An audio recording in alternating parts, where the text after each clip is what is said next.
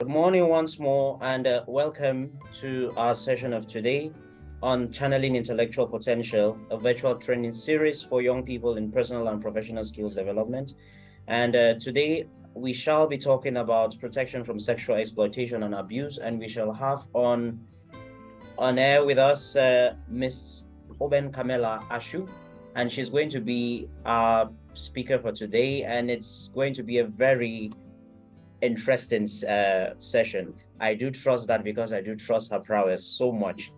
And just to get things rolling, I will be your host, Kube Stephen and Kiambom, and the co-host here is Dr.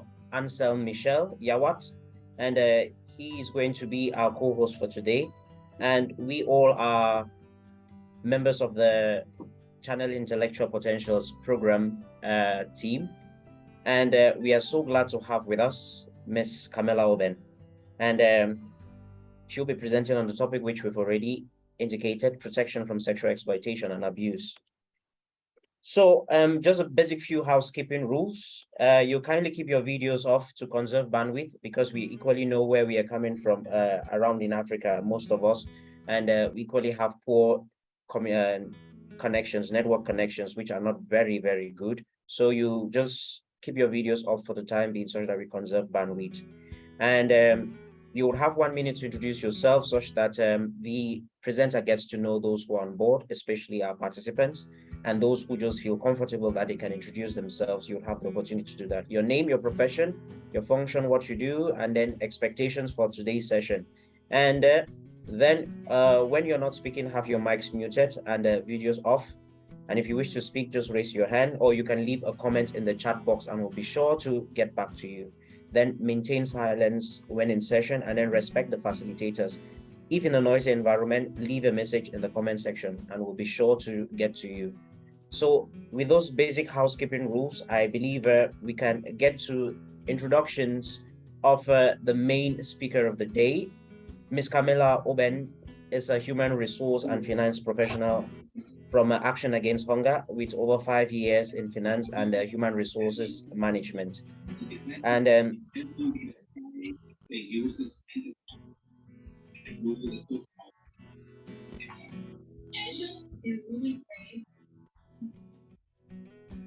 Siri, can you please mute yourself?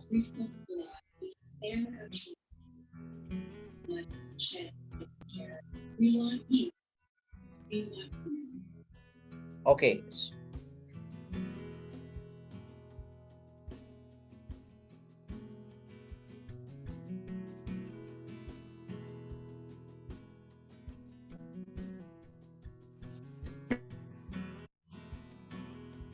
Cyril, can you please mute yourself?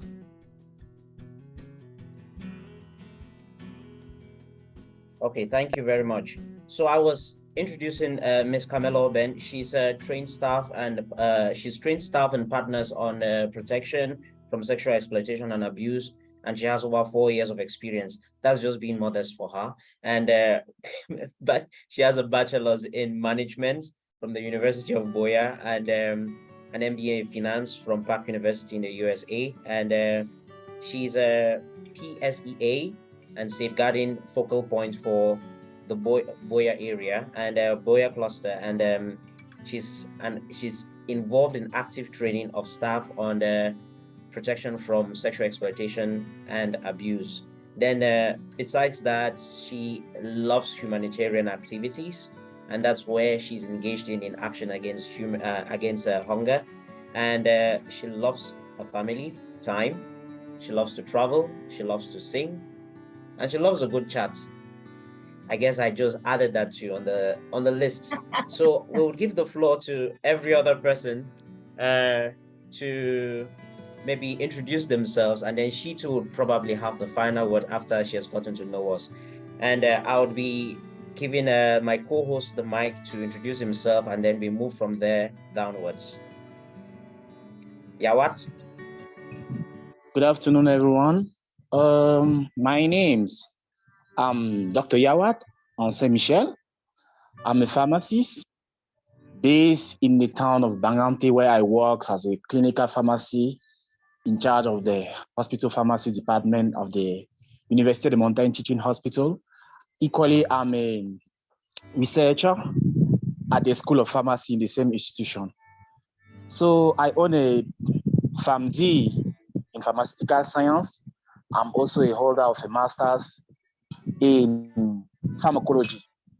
So I'm very happy and delighted to be your co-host of the day. So thank you very much.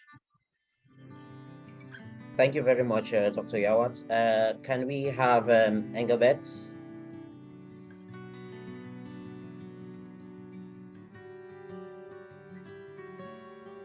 Engelbert, if it's not there, we can move on to the next person.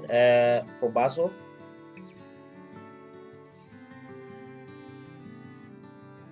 For Basil.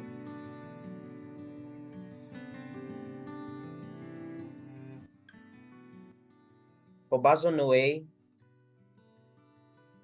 If not, Cyril.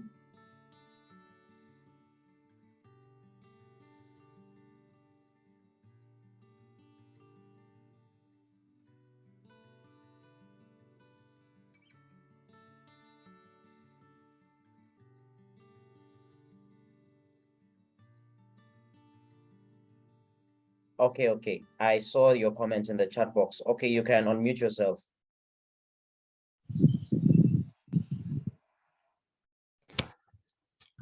Yes, my name is Fobaso Noe Leroy. I'm a student in the University of the Nairobi, Tangaza. Right now I I'm in Malaysia for experience. Thank you. Thank you very much, Noe. Can we have Akoni?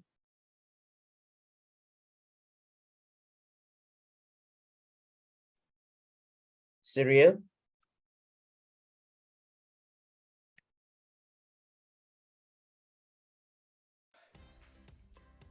Hello, Cyril.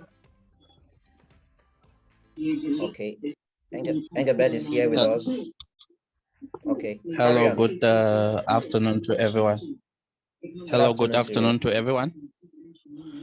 Yes, I'm Munansi Richardson, currently based in the Philippines for the moment for experience, a student from Tangaza University College, Nairobi, Kenya, studying theology. Thank you very much, Cyril. Can we have Engelbert? I think he came in.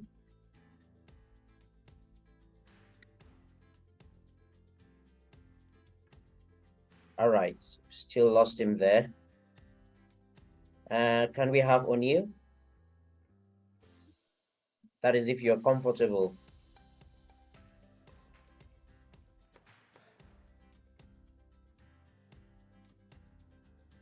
All right, so we move on. Ms. Camilla, you have the mic. Feel free to say a few words before we plunge head on into today's meeting. Okay, good afternoon. Good afternoon to everyone, and good afternoon, Stephen. I would really like to thank you for this opportunity. I am very happy because I seem to have such a diverse audience who are like in various parts of the world, and which is really, really good for me.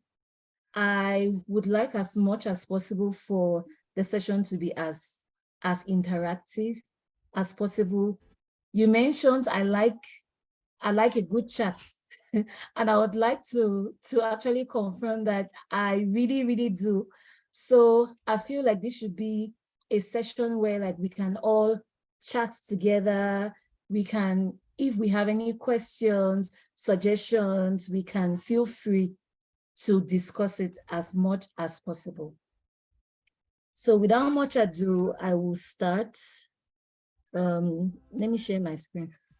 Let's stop sharing there. Good. Okay.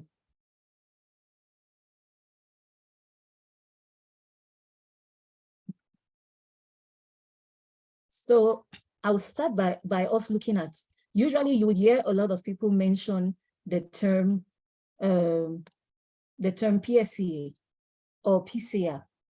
And sometimes you wonder what exactly they mean by that. So the term actually means prevention from sexual exploitation and abuse. Now, what exactly is the objective of this training? You're wondering, you're like, okay, how does PSEA apply to me? How does PSEA apply to what I'm doing? So firstly, the objectives of the training is we're going to be looking at a couple of things. We're going to be looking at the definition of the terms first. We're going to be looking at the feedback mechanisms. I see a hand raised. Yeah, I raised my hand. Could you just kindly place your slide on the slideshow mode such that it's much more visible? Is that possible? Yeah. Okay, thanks. Okay. Then you may need to reshare again such that it's able to move up. Okay, good. It's fine. Is it better now? Better. Okay.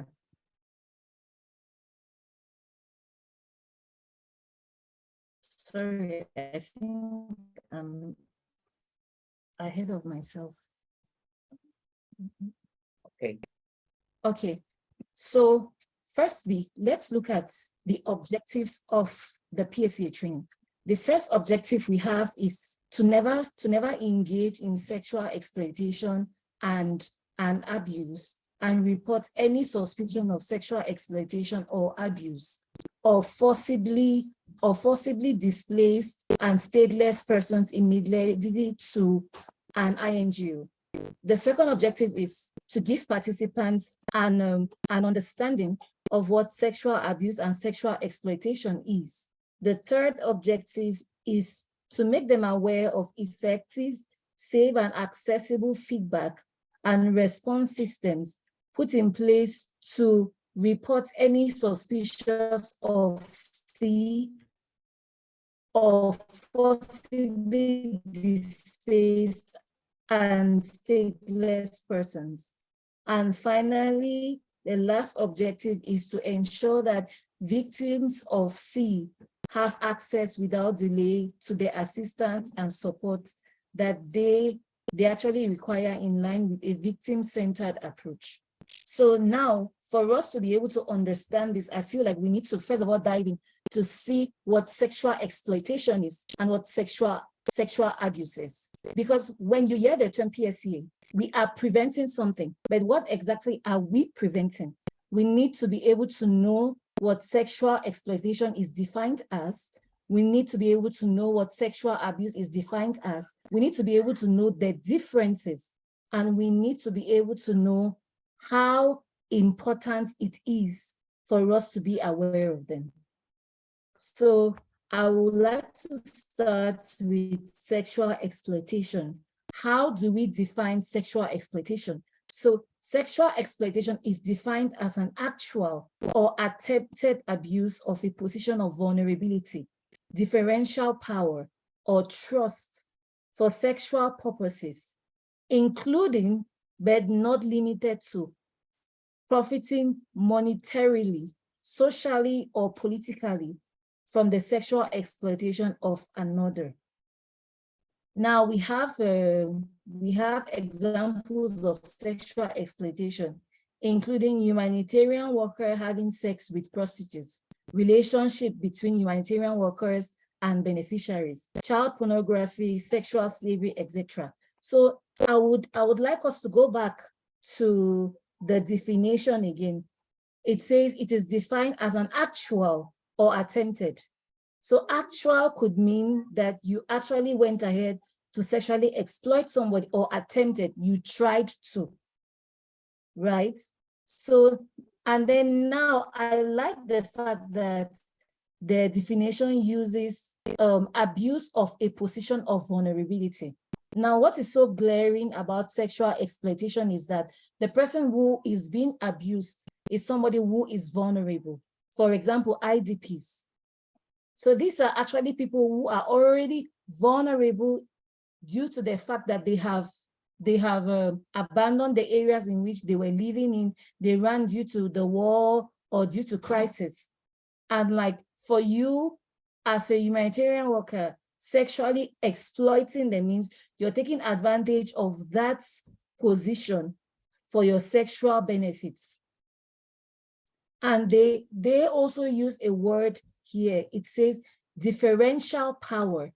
Differential power means that this person is already in a position of vulnerability. The difference in power is glaring because you as a humanitarian worker already has like a high standing power as compared to them, or trust for sexual purposes, including but not limited to. So it could be, you can be sexually exploiting someone for monetarily purposes. Like, okay, you want to have sex with somebody and then you will give the person money, socially or politically.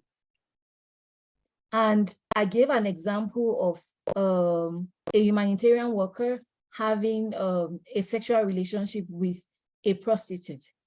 And most of the times, whenever I train, I like receive a lot of questions from participants, and they're like, but why do you think as a humanitarian worker, why is it wrong for you to be having a sexual relationship with a prostitute? It is the prostitute's job, and they actually decided to go into that job. But now, when you look at it, you see that a humanitarian worker is someone who has a position of power. Now, a prostitute is someone who usually just does prostitution because she needs money. So she's actually already in a position of vulnerability. And for you as a humanitarian worker, having a sexual relationship with her and paying her is classified sexual exploitation. And then now I also have a lot of questions as like, but why do you turn a humanitarian worker having a relationship with a beneficiary who benefits from their aid program sexual exploitation? Actually, the humanitarian community considers this sexual exploitation because of their definition, which I have defined above, which states that there is a differential power, there is a position of power. And when humanitarian workers go out there to the field, they meet beneficiaries. These beneficiaries see them as people who are coming to save them.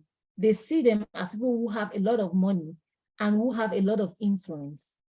Now, even if a humanitarian worker approaches a beneficiary and says, oh, well, I like you and I want to be with you, they would normally accept, because number one, they are in a position of vulnerability. Number two, they look at them as, okay, this person likes me and this person will probably help me solve the problem which I am facing.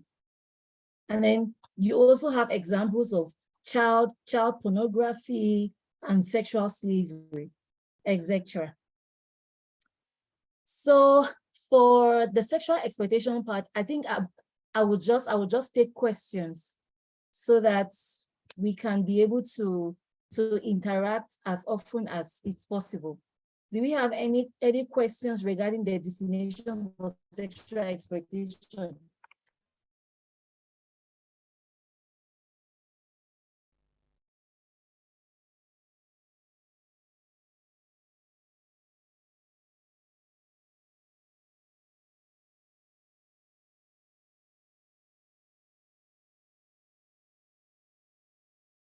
Stephen, I see you raised your hand.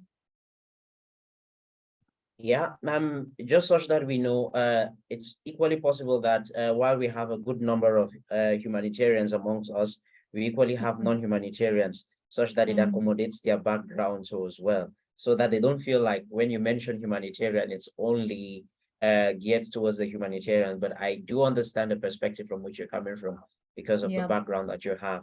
But I think we have presence here who are entrepreneurs, and we are in different other walks of life too, besides being humanitarians themselves.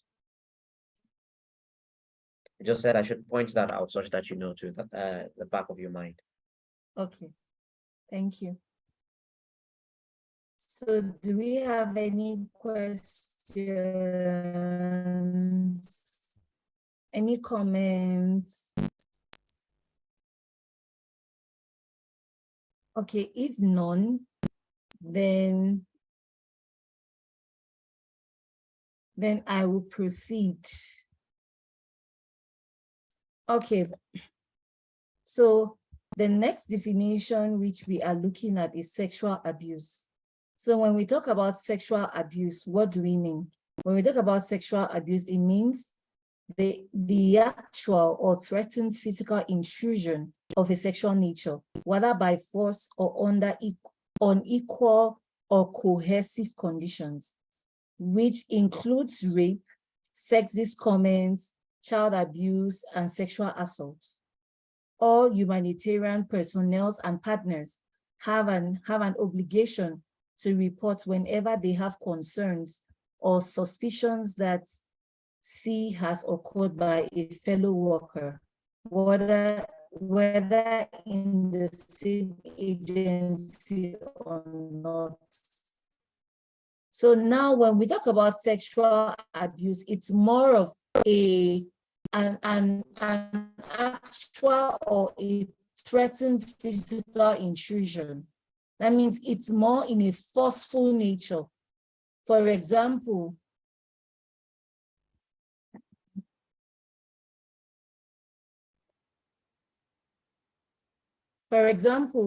you have somebody trying to rape another person.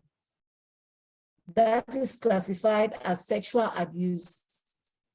And I very much like the way the definition says it is the actual or threatened. So which means that you might have tried to rape somebody and not succeeded, but it is still classified as sexual abuse. And also, sexual abuse is not just considered as someone trying to rape, and you're texting the person, you're sending the person nude pictures of yourself constantly. That is also classified as sexual abuse as well.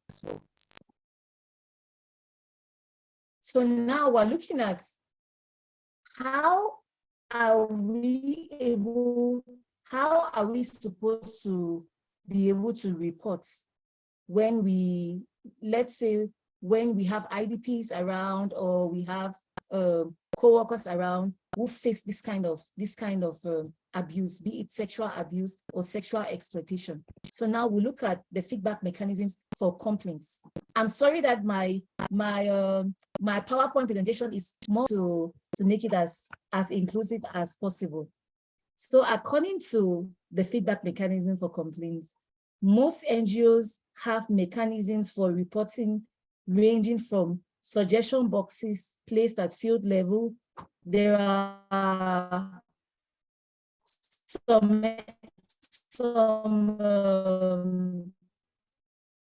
NGOs or companies have like toll-free, and there is also a possibility for you to report to a humanitarian worker or to a CHV or to an employee at work.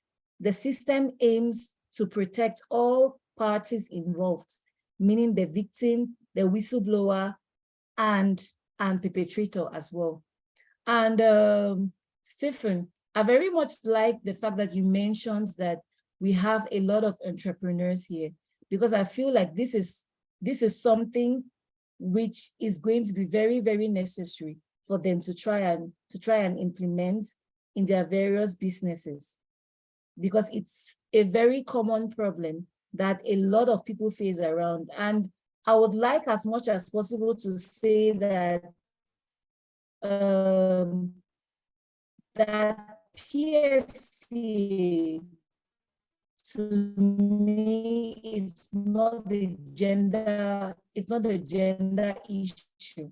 Like, it's true that women are usually the ones who go through a lot of sexual exploitation and a lot of sexual abuse because they are vulnerable. But I would also like to say that men equally go through it a lot.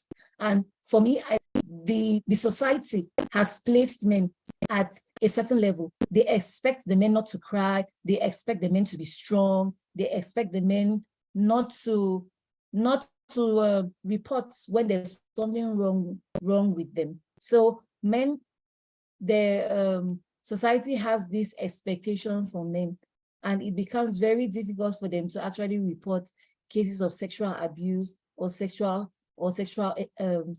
exploitation. And I would like to say that men should have that opportunity to report the same way as women do. So there is this short video which I have. It's a short video on a case of sexual abuse and sexual exploitation. So I'll just play it for us to see.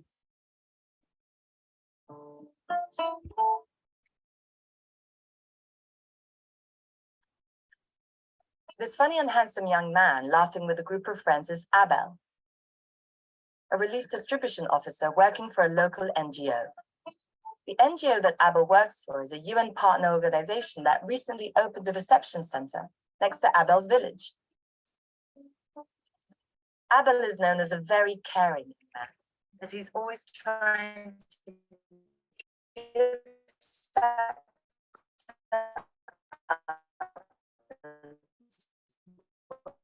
life.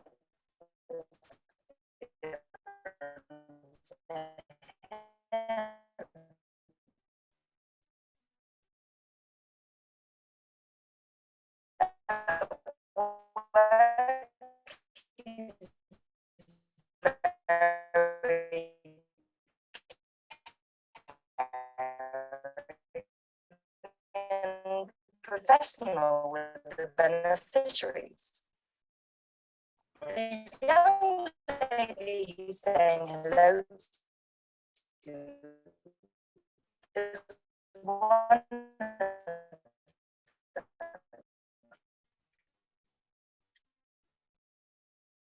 Hello, Kami. Is it possible you could just share your slide and then I play it from my end here because your line is breaking up and we can barely hear you from the other side. The video too, it's having a lot of negative feedback.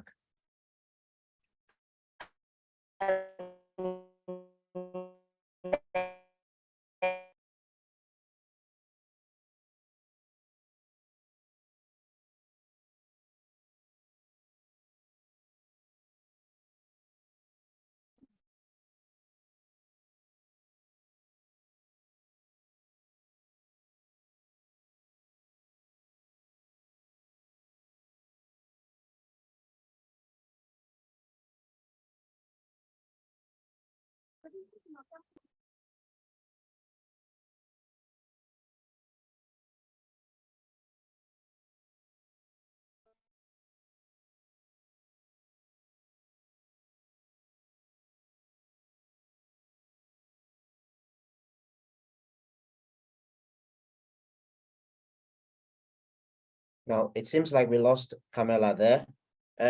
Let's just give her a moment to set back up and then probably send us the slides such that we project from this end. Sorry about the inconvenience. Let's just give her a moment to set that up.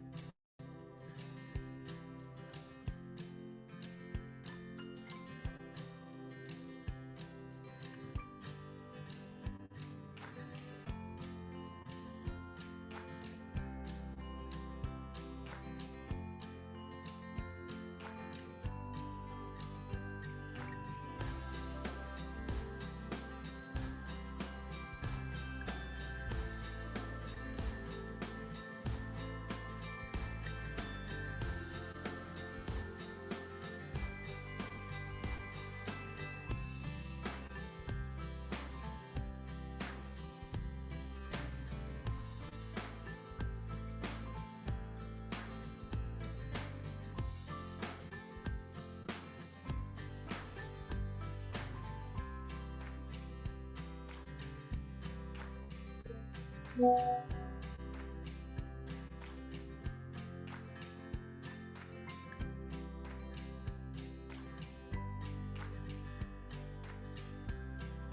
will be with us shortly. Sorry about the inconvenience once more.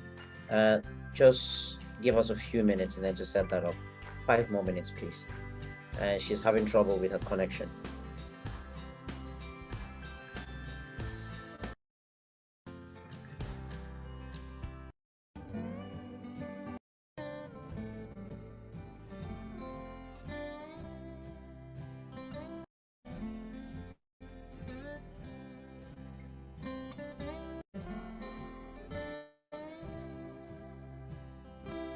Disruption and all that. So now I think what we can do now is just to do more of a question and answer session. I know, of course, I will have like a lot of questions on like what has been presented so far. So if anybody has a question, maybe the person can speak up and then we can discuss on it. Over. The floor is all yours. Please feel free to ask a question, leave a remark in the question box, and I'll be sure to answer. I think if possible, people can also just comment on the chat, just to send in their questions, and then maybe Stephen can read, and then I can answer. Okay, that's fine. Yeah. There you go. The floor is open for reactions.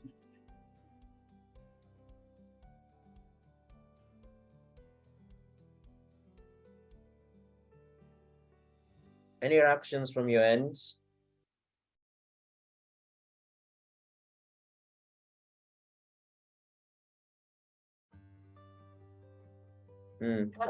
Question.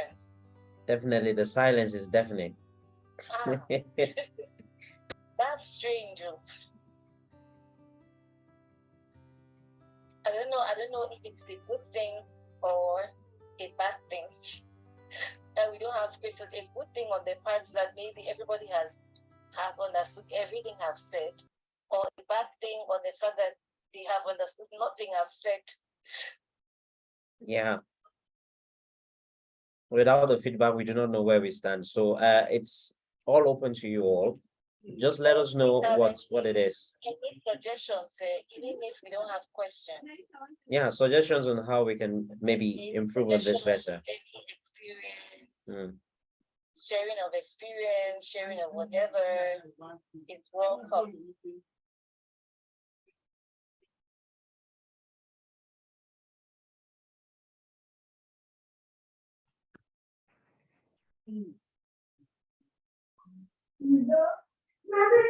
Feel free to unmute yourself to speak if you need to speak, and then I would be able to hear you from your ends.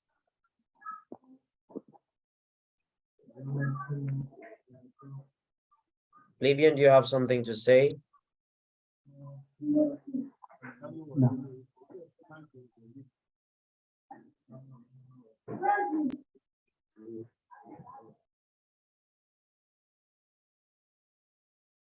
Anyone? Well, the silence, again, like I said, it's really deafening, and it makes us it begs the question, has everyone understood what we were all saying, or it's nothing understood at all? Something which they would like me to explain more. Or maybe if you've not understood the concept around protection from sexual exploitation and abuse, you can simply raise your request or make a reaction, then she'll be sure to respond to you. Yeah, sure. Definitely.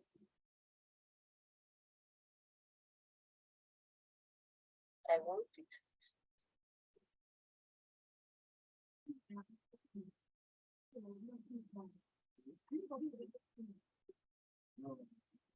Still the silence again.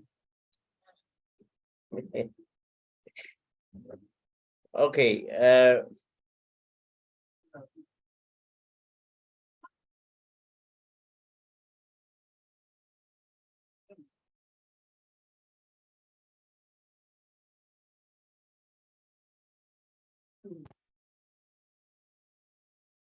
So we have a request, a comment from the chat box. It says, what's the difference between sexual abuse and sexual exploitation? From Engelbert. Yeah. So actually, the difference between sexual abuse and sexual exploitation is when we're talking about sexual exploitation, it's more of you trying to exploit someone sexually, but the person for like a gift in cash or kind. For example, you want to sleep with somebody on the basis that you will give the person a job. You want to have a relationship with a prostitute, sexual intercourse with a prostitute on the basis that you will give her money. So you see, there's always some sort of exchange that has to do with you either exchanging in cash or kind, or with an opportunity. And then when we talk about sexual abuse now, sexual abuse is more of a threatened or forced action sexually. For example, when somebody tries to rape another person, or when somebody tries to have a relationship with a child who is less than 18 years of age, is sexual abuse as well, because the child is young, and normally somebody of that age cannot decide for themselves whether they want to be in a relationship with like an older person or not, since they are still minor. So an example of sexual abuse is it could be you unwanted kissing, unwanted touch is classified as sexual abuse.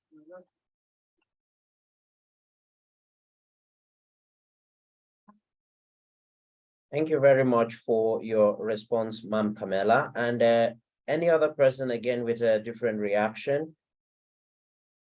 Engelbert, we do not know if we've answered your question to your satisfaction. Are you satisfied with the answer you've gotten?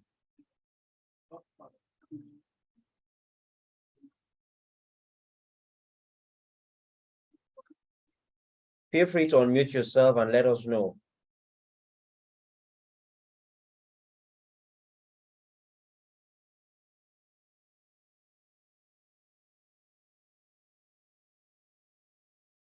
Okay, Bernadette, we can't get the feedback from Engelbert. Okay, he says the difference is clear now. Well explained. Thank you very much. You're welcome. Yes, Bernadette, your hand is up. Good afternoon, everyone. Good afternoon, Bernadette. I've really had a bad network going on and off. So I had a question to ask before that I had a question before now. Just that I've not been able to have a steady network and some other complications around. I want to ask, how can you call the aspect that you meet a child,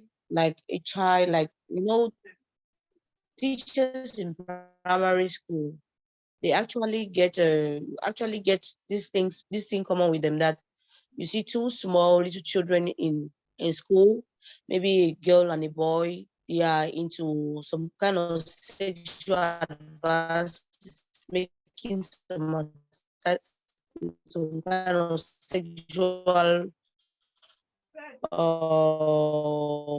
approaches, or how do we call them? So in this case, can we say that it is as the first thing? And then the second, how can you encourage somebody to speak up when she's been violated, when you think that she's violated? What are the things you do for that person to open up to you? So please. Okay, Madam Bernadette, I don't know. Madam Camilla, did you hear her question? Not well. Okay. Yeah, said your question was a little faint. So can you just come back again? And this time a little bit much more concise. All right. I was referring to a case where you see a boy, like in the primary school setting, you see a small child, two small children, maybe having an affair, doing sexual advances. I don't know how to call that. So in this particular case, who will you say is the victim? And then I also have another one that maybe a child is being violated and maybe the child doesn't want to open up. How can you help? What can you do for the child to open up to you to get help? Thank you, Madam Camilla. Yeah. Okay. Thank you. Thank you very much for that question. In a case like that, the truth is that both of them are actually victims, because it's true that it could be one of them who comes and says, "Oh, I like you and I want to be in a relationship with you." The children of an age like that, most of them don't even understand what they do. The truth is that most of the times the children copy either from an adult or from somebody else. So I feel like in this kind of case, those two children need help. They need help. And also, as an adult, you should be able to approach them in a way that is, how life it is, that is open. Don't try to come at them in a way which is like which is harsh, or which will make them even shy away from you, or shy away from telling you where they learned whatever thing they are practicing from. So it's always good to call those kind of children, approach them in a way which is open. Try to listen to what they are saying. And then from there, maybe you should be able to get help from a counselor or any other person around, like a church counselor or somebody. Is your question Question. Is your question understood, answered, Bernadette? Yeah, I think that. Also, I wanted to ask them. I was looking also at the scenario where, because initially we used to think that women do the guys are the first people to make the advances. But what in a case where a girl is actually, she is the minor, yeah, and she's the one who approaches a man, like force the man into her, and they get caught somehow. Maybe a parent also or a guardian they get caught. That is, the two people get caught, and then so now in this case, who becomes a violator? So who is the victim? That is a very, very excellent question. The funny thing about it is the video I was trying to play was talking about a case like that, where a 17-year-old approaches an adult man and says, "Hey, you know what? I want us to have a relationship together. I want to have sex with you, and then you can give me money and all of that." The fact that we are already talking about somebody who is a minor shows that the person is already vulnerable. So it doesn't matter whether it is the child coming at you.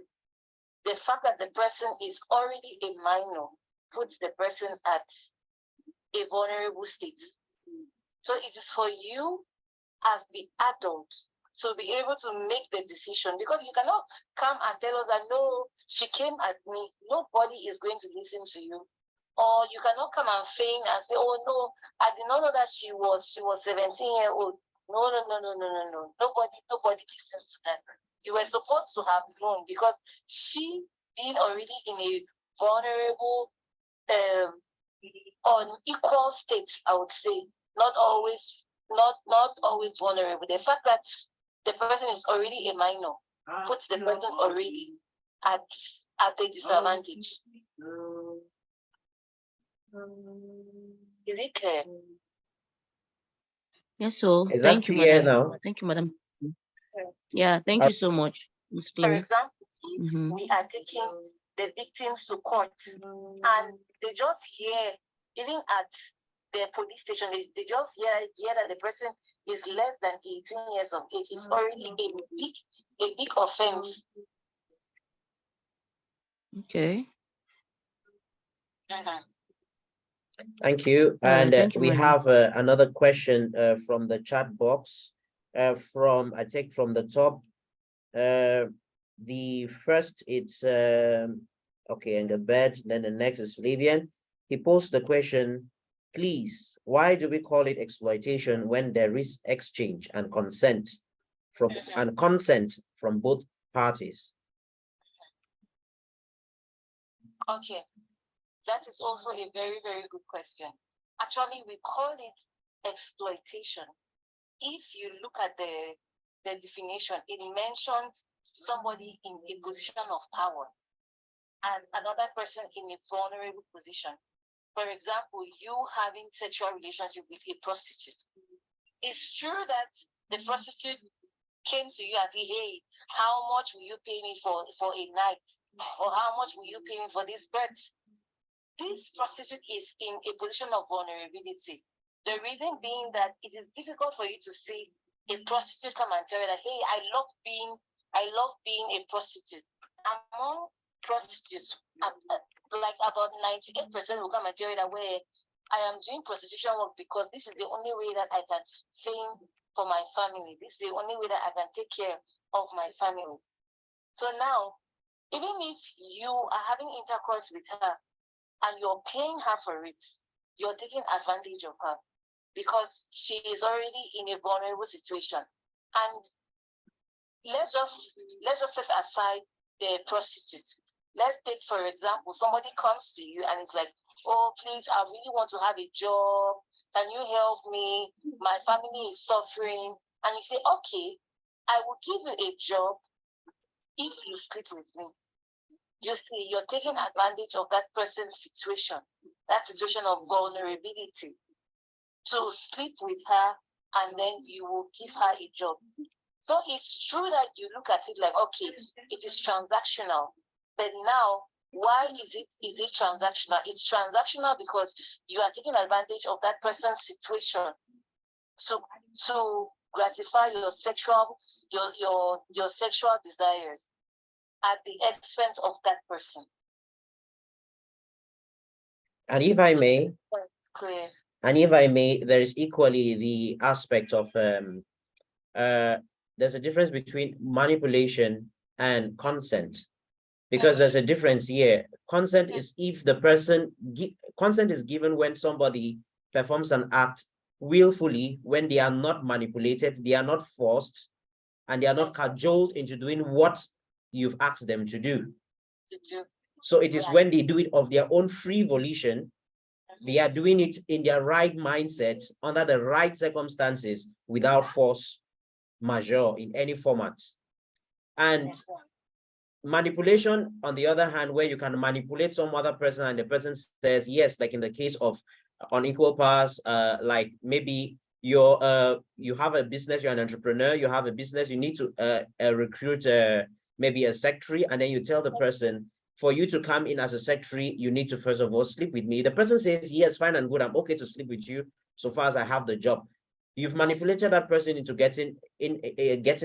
accepting the job and then having sexual relationships with you. So it becomes exploitation. More or less, it's still the same thing to if you're in the same office and that person is already employed and you're the person's manager, you're equally on equal levels of power. And whatever you do oftentimes would be misrepresented as exploitation. So it's very technical. Yeah. I'm very happy you spoke about you actually working with the person now. Now that is where sexual harassment comes in now. Because sometimes you wonder, you're like, what is the difference between sexual abuse, sexual exploitation, sexual harassment? Now, for sexual harassment, is usually between colleagues. For example, your manager likes you and you don't like your manager. And your manager keeps coming at you like, oh, yes, I like you, you're beautiful, trying to touch you, trying to kiss you, all of those things. That is where sexual harassment now comes in. Because now you guys are colleagues.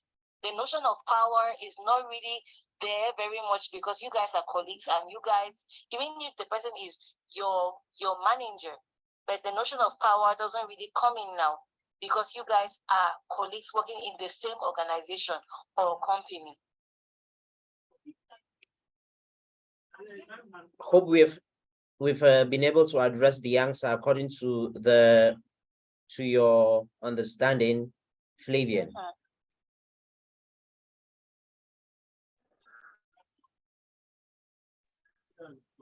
Thank you, Sir Stephen, and thank you, ma'am. I've understood. Just that I have a little problem with network there. Okay. Thank you. And there's one last. There's another reaction, comments from the chats. What elements or barriers are or can be put in place to manage these? That's to manage sexual exploitation and abuse. It's been posted by O'Neill. That's a very, very good question. Very good question. Okay, so now for a lot of, let me start first with NGOs. A lot of NGOs usually do a lot of training for their staff. And then they have a policy of zero tolerance. So which means that they do not only train their staff, they also train their partners. So that all of them are aware that this is our policy and we do not condone. So when I talk about zero tolerance, it means we do not condone it. And like if we are able to see anybody who is practicing something like this person, you see. And then now the second thing which they do is that they try to ensure that there is a feedback mechanism, which is very good. So when I talk about a feedback mechanism, I mean a complaint mechanism that a lot of people can use to complain. So you can complain through a toll-free number, through email, through staff, through the HR, through suggestion boxes. So they try to make it in such a way that everybody can choose a means of complaint. And then for entrepreneurs, it is basically the same thing as well. You can make it a policy in your company. And then the first thing for you to do is to be able to sensitize staff. I think that is the most important thing because I've noticed that sometimes staff do a lot of things, and then when you ask them why did they say, "Oh, I was not aware of the policy. I didn't know that I was not supposed to do it." You have to sensitize them to do refresher training every year, every 6 months, every 3 months, depending upon the need. And then you also need to be able to have a good feedback mechanism as well, in such a way that people, perpetrators or like victims can actually complain, and the complaint should be treated on like an urgent basis. So I think if we can do all of this, it's going to help to mitigate such things. Like for example, at Action Against Hunger, we basically have posters around that say no to sexual exploitation and abuse, zero tolerance. So there's a moment I joke around with staff and I say that if you are thinking of it and then you just pass by and you see zero tolerance, hey, it just makes you adjust. So sometimes posters help as well. Posters help direction of staff, the good feedback mechanism, and also the way the organization or companies handle cases also helps. Since you're talking on that point, it's just one of the things which I just wish to relate it to in the area of entrepreneurship. Some of you may be asking, yes, she's quoted the example of an organization. You may be a new entrepreneurship starting up, definitely you're asking yourself, how does this really fit into my area of operation? It really fits a whole lot into our area of operation because it shows how serious you are and how committed you are about the welfare and the well-being of your employees. And then you wish to make the workplace the workplace of your business a very conducive one. And yeah, so such that it's very welcoming, and then it's a place where people feel safe, and it's a place where people feel like, yes, we trust this person enough that we can even trust them with our own children. And so it's not something to be underlooked or downplayed. In whatever sector or walk of life you are in, it's very important to take these certain aspects of sexual exploitation and abuse. And if you're starting up a new, maybe a business, maybe you're selling just clothes, you're selling just shoes, make sure that the place where you work and the people whom you work with are equally protected against this. To have the posters up on the wall, such that even when a customer does it, the customer knows too that, yes, they are not supposed to do that. At least once somebody gets in and then they see the hand on the wall that says no to sexual exploitation and abuse, they are like, this guy may be very serious, or this woman may be very serious. So at times, little things really send a very strong and powerful message across to people. And that simply shows you that you have a no tolerance rule for sexual exploitation and abuse. So just let me chip in that. There's something which I really like to add. We have a lot of entrepreneurs who would like to collaborate as well with INGOs and NGOs. It is good to be able to note that it is a criteria. Normally, for you to have a contract with an NGO, they will tell you to sign a document, and that document would actually state on it that you are not involved in any act of sexual exploitation, sexual abuse, and safeguarding. As well as trafficking in persons. Exactly. Safeguarding. Yeah. And then, like, the fact that you are a company that upholds those kind of values, trust me, it puts you in front. It really, really does, because it's something which is very serious. And like a lot of INGOs would normally collaborate with people who are in high standing, who have high standing values. So it really, really works for you. All right. Thank you very much. I believe we've answered your question, or have we not? Just let us know, O'Neill. A simple yes in the chat box since you have a problem with your mic would do.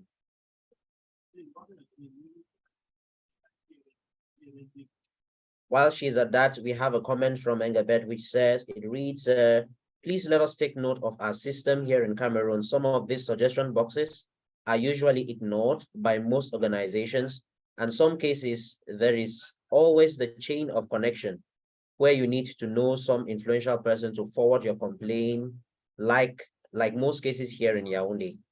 I believe this is a very true. Yeah. So it's a call to for concern for all of us to, as we are moving forward to with our engagements with persons and in our organization, because we can't say we have a feedback mechanism in place, like the feedback mechanism, and we have the suggestion box, and we don't check the suggestion box to see the suggestions in it. So it's a call for us to make use of the suggestion box, and it's equally a place for us to equally eliminate the whole aspect of man no man. Our godfather, our godmother's system, where you don't get things out of merit or through meritocracy, but you get it as a result of your connection, of knowing someone who gets you there. So I think it's a call for consciousness to us all to take this best practices and then implement them in our own businesses, in our own daily living, and equally in our organizations wherever we are, as humanitarians or as non-humanitarians, to as business persons, etc. So O'Neill says yes, thank you. So she's satisfied. Thank you, O'Neill, for that wonderful question. Any other reaction? Any other reaction?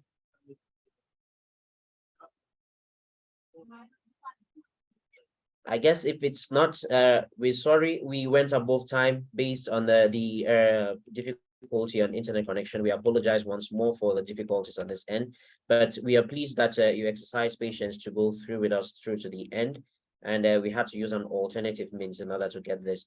Thank you, Madam Camilla, for your time and for your inputs on today's webinar series on the CIP, on the protection from sexual exploitation and abuse. And thank all the participants too for your time in making it out for today.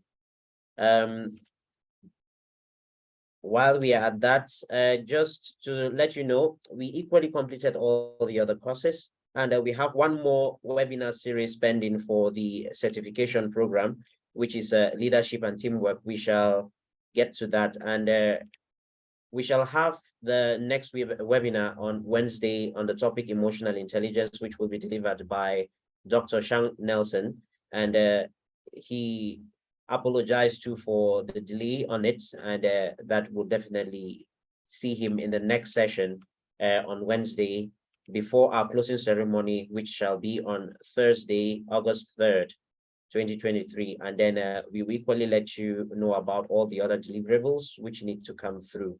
And we equally just used to take this time to thank the people who've been able to submit their completed assignments and tasks on the program.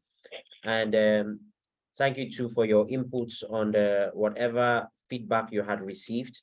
It's really cherished and important. And we have been your host throughout this session of today, myself, Stephen, Dr. Yawat, and Bernadette Andong, who've been a part of the CIP team, and as well as speaker of the day, Ms. Camilla Oben. And we thank you very much for your inputs, for your contributions, and for your time and patience too. And likewise, I always want us to remember these few words because they are very, very important. CIP, can we unmute ourselves and then we do that? CIP? Engage the mind. Yeah, CIP? Dare to think. CIP? Change the narrative. Yeah, we remind ourselves always that we need to engage our minds. We need to be daring in our thinking, and we should not let the thinking to be done to us, done for us, but we should do the thinking ourselves. And we need to change the narrative of our situations, of our communities, and the environments where we live. And likewise, if you need any technical support and assistance moving forward, you can always write us at programs@kairosfoundation.one, or you can reach us through our WhatsApp platform. Even using the mobile phone number which you have there is the same WhatsApp number. You can always reach us there on the WhatsApp platform, and we'll be sure to get your feedback and equally respond to whatever feedback you have too as well. And unfortunately, we will not have the final words there. I just ran out of airtime since I had to call Madam Camilla on a LAN call, such that she participates with us on this last bit here. But I've loved her to really say a few last words. But unfortunately, we lost her. And just do well to keep your ears on the ground too for the next session, which will be coming up on Wednesday, and we'll share with you the connection, the links for the webinar when the time comes. Thank you very much. And if you do have any final last remarks, you're free to just make those last remarks before we go.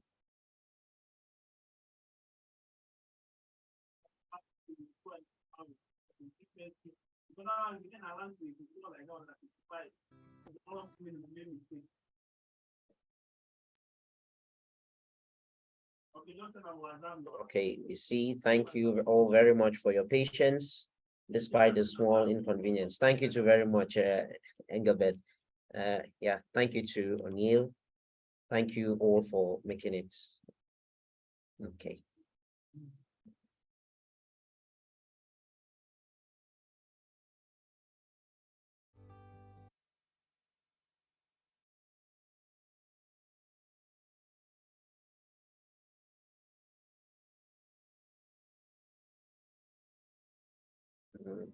So we don't have any final remarks on that. So feel free to sign up at any point in time, and hope to see you in the next session. Bye-bye.